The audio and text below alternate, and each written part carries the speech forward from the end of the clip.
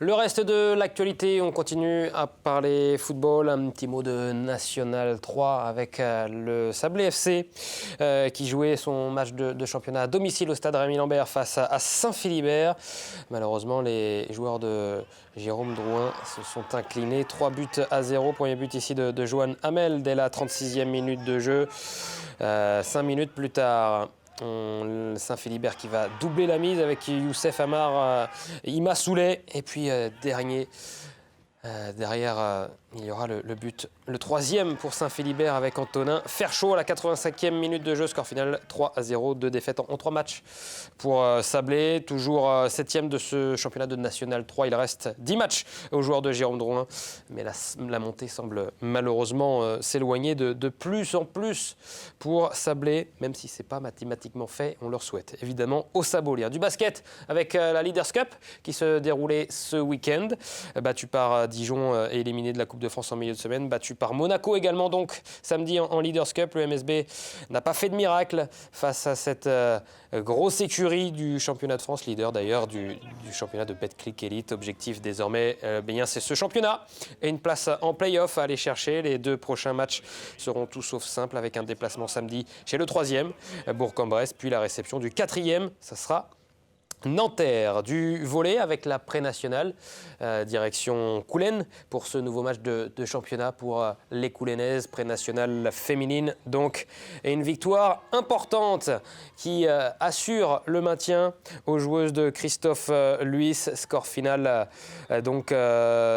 avec un premier set remporté 25-18, le deuxième également remporté 25-22. Le troisième set en revanche était perdu par les joueuses coulennaises face à l'Athletic Club Longuéen. Le 4e set sera le 3e set remporté par la JS Coulennes. Maintien assuré à 5 matchs de la fin du championnat. On écoute le coach Christophe Luis au micro d'Amoun Chamsoudine. C'était une belle victoire, tout le monde a joué, tout le monde a eu du temps de jeu et puis on progresse, il y a des choses qui s'installent match après match, donc voilà, on est sur la bonne route. Ouais, on a eu une petite frayeur au 3e set là où on a toujours été mené, alors on revient, on recolle et puis on fait une petite faute au service à la fin et puis voilà, c'est du volley, donc ça joue un petit détail, on perd sur un petit point le set, voilà. Mais elles ont su se remobiliser sur le 4e, c'était le plus important. L'avenir, on continue à travailler pour la saison prochaine et puis on essaiera de se finir au haut de tableau la saison prochaine. Un joli combat donc de volley à Coulennes ce week-end et des jolis combats à Antares. Vous l'avez peut-être vécu de l'intérieur. Il y avait plus de 4400 spectateurs donc dans cette salle qui accueille d'habitude du basket. Et bien là, c'était du MMA avec une ambiance de folie donc à Antares pour le tout premier gala de MMA au Mans, une discipline, vous le savez, un petit peu controversée, notamment il y a encore quelques années, mais désormais autorisée en France. Et pour l'occasion, la star et l'ancien kickboxer Jérôme Le Banner a organisé un véritable show à l'américaine et ça a fonctionné auprès du public sartois. Il y avait le main event avec la victoire du Français Tar Adbi et puis également le combat de l'Angevin Souksavan Campassat qui a battu Luca Lovin, l'Italien, par soumission donc à la première reprise. Vous le voyez sous les acclamations du public sartois. Voilà pour ces belles images et on regarde donc le sacre de l'Angevin et on écoute justement celui qui a remporté son combat, le co-main event. C'était un gros combat, c'était un gros combat, ça fait les montagnes russes dans le combat. À un moment donné, j'ai touché aussi au début avec un crochet, après il m'a retouché avec un coup de genou au corps. Il a essayé d'aller chercher mon dos, je suis sorti et après je suis revenu dans le combat. Et après, quand j'ai le dos de quelqu'un, en général, si j'ai plus d'une minute, ça finit le combat. Aujourd'hui, je ne pouvais pas perdre. J'ai eu des choses dans ma prépa et je ne pouvais pas perdre. Ça fait plaisir de combattre proche dans sa région, d'être soutenu et c'est magnifique. C'est magnifique.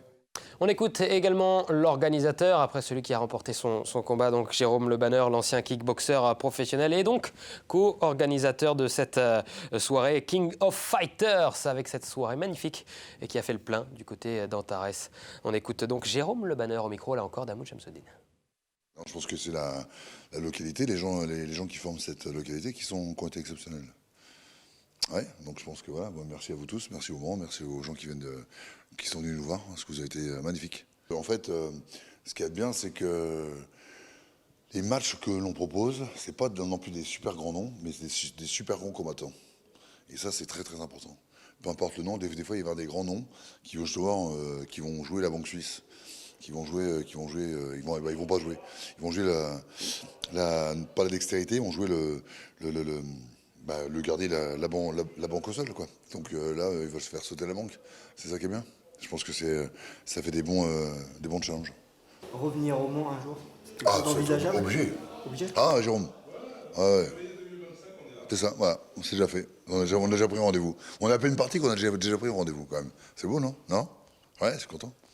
On retrouvera donc des matchs de MMA l'année prochaine, très certainement encore à Antares.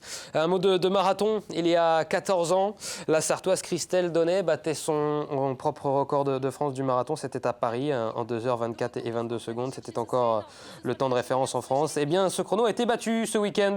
C'est Méline Rollin qui devient donc la première femme à battre le temps référence de Christelle Donnet. 10 secondes de mieux pour Méline Rollin sur ce marathon de Séville en Espagne. Méline Rollin, 25 ans, qui devient donc la nouvelle record woman de France du marathon. À noter également que le record de France masculin lui aussi était battu ce week-end du côté de Séville. Voilà pour le principal de la formation sportive mancelle et sartoise. Une dernière petite information pour vous signaler un joli programme à venir cette semaine et surtout ce week-end en Sarthe avec dimanche. Regardez cette magnifique affiche Retour vers le futur. Le Mans FC qui accueille l'Olympique de Marseille. Ce n'est pas les grands, hein. Ce sont les plus petits, les moins de 19 ans, puisqu'il s'agit de la Coupe Gambardella, 8e de finale. Et donc, le tirage au sort a été effectué il y a quelques jours et les Manceaux recevront donc l'Olympique de Marseille. Ça se déroule ce week-end. Les places sont évidemment encore disponibles. N'hésitez pas à faire le plein pour encourager nos jeunes Manceaux. La Coupe Gambardella, on le sait, a réussi par le passé au MUC 72, désormais appelé Le Mans FC. D'ailleurs, à ce propos, on va écouter le président sur cette magnifique affiche au stade Marie-Marvin.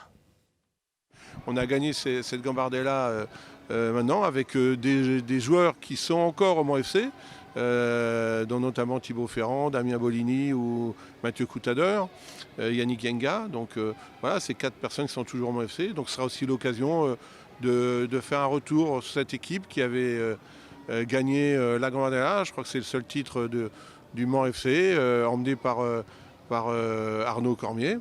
Donc voilà, et le petit clin d'œil qui est sympathique, c'est que dans l'équipe aujourd'hui des U18, il y a le fils d'Arnaud. Donc voilà, donc on présentera ceux maintenant qui sont vieux, qui sont âgés, qui ont gagné à Gambardella il y a quelques années, eh bien on les présentera avant le match. Et puis il y aura les jeunes ensuite qui, je l'espère, donneront une belle image du Mans FC devant beaucoup de monde. Parce qu'en quelques heures, la billetterie s'est enflammée et je pense qu'il y aura beaucoup de monde.